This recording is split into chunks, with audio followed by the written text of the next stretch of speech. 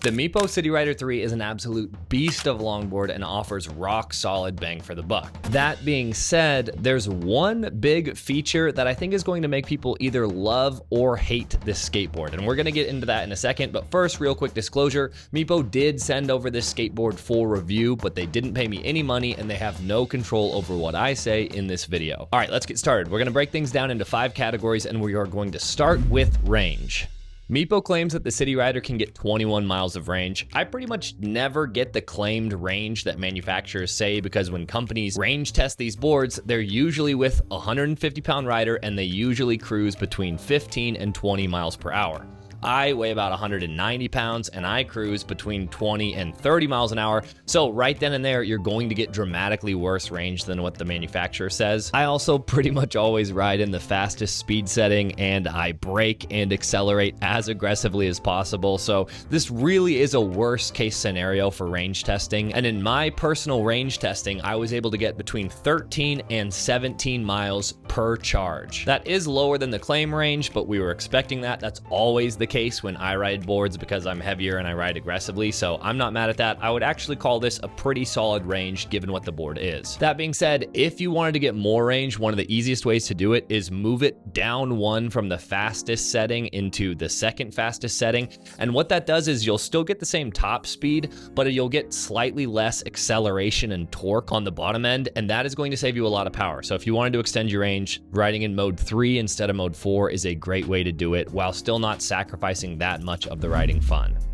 It has dual 3500 watt motors, but don't get too caught up on the wattage on the motors because it's kind of arbitrary. And what I mean by that is a lot of companies will put huge motors in, like let's say they put a 10,000 watt motor in their skateboard and then they say, look, it's got a 10,000 watt motor, but the battery isn't able to supply that and the ESC isn't able to supply that. So even though the motor is technically huge, they don't actually have the rest of the board built out enough to power it. With this City Rider, Meepo did put in some pretty powerful motors, but they also put in the battery and ESC to back it up, so they're not just talk. And the other good news is even if you push it on mode 4 to its peak performance for extended periods of time, it does not thermal throttle, or at least it hasn't thermal throttled in my testing. So that's a big win for Meepo. And in its fastest mode, which is mode 4, this thing has awesome acceleration and a solid top speed. But even better than that, it's really smooth. I've ridden quite a few high-powered boards at this point, and sometimes what happens with these high-powered boards is that when you get onto the throttle, you experience a kind of a jerky feel. Like it has so much torque, but it's not very well tuned. And when you bump the thumb wheel, it'll try and spring forward and it kind of tries to knock you off the board.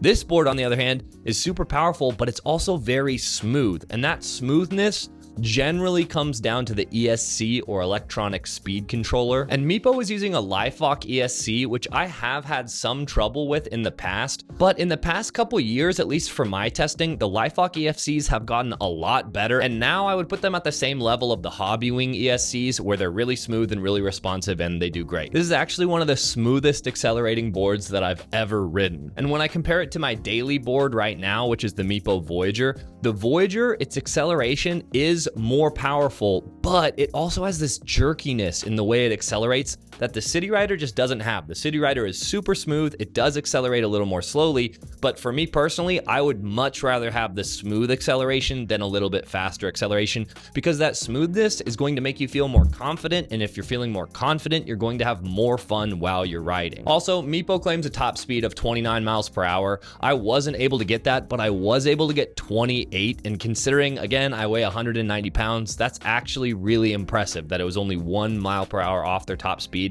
And I'm assuming they're doing their testing with a 150-pound rider. So if you're a heavier rider like me, you're still going to have a rock solid top speed. That being said, I really wouldn't recommend maintaining that top speed on this board for a reason that we're going to get into in a second. The truck's wheels and bearings feel absolutely amazing. I've ridden quite a few boards at this point, and none of them have delivered such a smooth carving and riding experience straight out of the box. The acceleration is as smooth as it gets. I've never had a more smooth accelerating board than this. The carving with the double kingpin trucks is incredibly responsive and flowy, and the big wheels allow you to just roll over any bumps without issues. Hats off to Meepo for their combination of parts here. This is a very premium feeling and looking board. And if you're not familiar with double kingpin trucks and the riding dynamics that go along with them, we're gonna get into those in the next section, so just hang on one sec. All of the parts on this board feel well built and solid, and the overall fit and finish is phenomenal. Like I said, my current daily board is a Meepo Voyager, and while the Meepo Voyager has really good build quality, the City Rider 3 clearly is in a league above the Voyager, and that's saying something considering they're about the same price, so you're getting really good build quality out of the City Rider. And on a totally subjective note, I think this board is beautiful. The light colored wood with the dark metal accents and little grip tape bits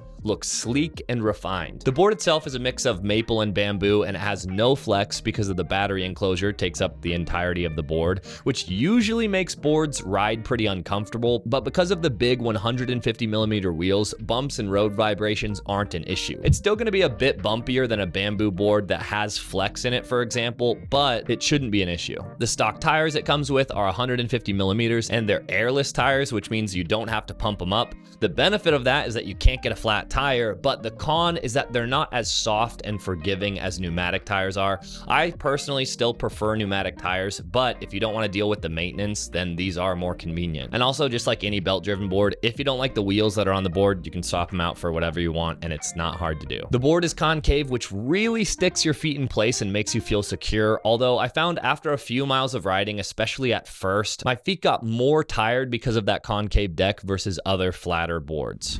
Carving and ride feel. All right, I've been waiting the whole video to talk about this exact thing because carving is where this board truly excels. This is hands down the most playful and flowy and bouncy board that I own. And that's saying something because I own kind of a lot of boards at this point. And that playfulness almost entirely comes down to the double kingpin trucks. This right here is a double kingpin truck, and this is a single kingpin truck. And as you can see, the double kingpin trucks have two sets of bushings and two kingpins, which the kingpin is just the nut that holds the bushing on. But what that gives you is two different points where articulation can happen. So what you're getting is dramatically more fluid and responsive turning versus single kingpin trucks. If you're a flowy rider and you like bouncing back and forth while you're riding, this 100% double kingpin trucks, that is the way to go. That being said, there's a reason not every board has double kingpin trucks because they do have their drawbacks. The main drawback in my experience is that they are less stable at high speeds. I found on this board, once I got everything dialed in how I like,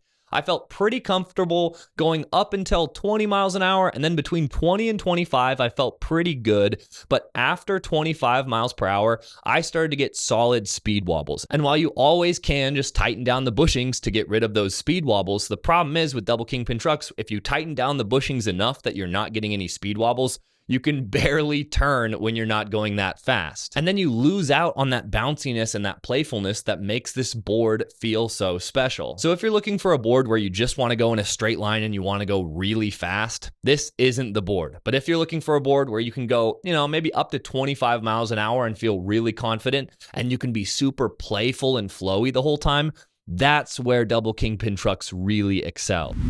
Pricing and final thoughts. The City Rider 3 costs $1,300, but it's currently on sale for $1,000. And for that price, this is an absolutely phenomenally well-built board. Like I said, I have the Voyager and that's my daily board, and the City Rider 3 has dramatically better build quality. And that's saying something because the Voyager does have rock solid build quality too, but the City Rider is just in a different league. So who shouldn't buy this board? If you're someone who just wants to go fast and you want to go in a straight line and you like really being a speed demon, then this is 100% not the board for you.